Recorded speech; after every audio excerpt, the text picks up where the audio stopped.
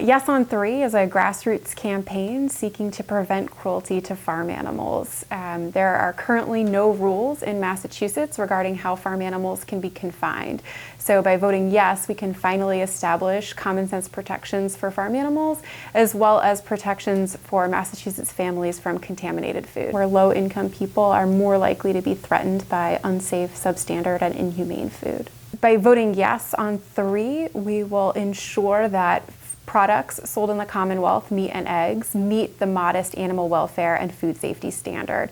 And so question 3 requires that farm animals have enough space to stand up, lie down, turn around, and extend their limbs, and ensures that products sold in the Commonwealth meet that same modest animal welfare and food safety standard. For example, hens in cramped cages so small that they can't spread their wings. By voting yes on question 3, it's a shift to cage-free conditions for these hens. Change in cost of production is only 1 to 2 pennies an egg to shift from this cruel cage confinement to cage-free conditions for hens. And also look at what's actually happened in California. So California passed a similar animal welfare and food safety reform a couple of years ago, and today the prices of eggs are on par with the national average, and in fact this summer they dropped below the national average. I am opposing question 3 because I view it as a social injustice that will victimize low and middle income residents here in Massachusetts.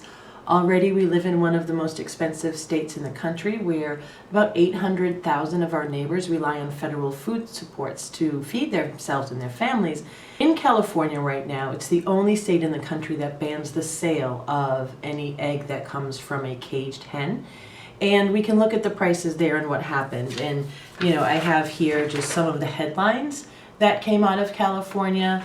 One reads, "California scrambled eggs, the state's new chicken coop law is hitting human beings hard." My opponents are ignoring what happened in California as they point to the avian flu, which actually happened 5 months after the new law was implemented. Actually go into our own grocery store and you can see the cost difference between a dozen conventional eggs and a dozen of cage-free eggs. The costs are 2, 3, sometimes 4 times the amount cage-free eggs compared to conventional eggs.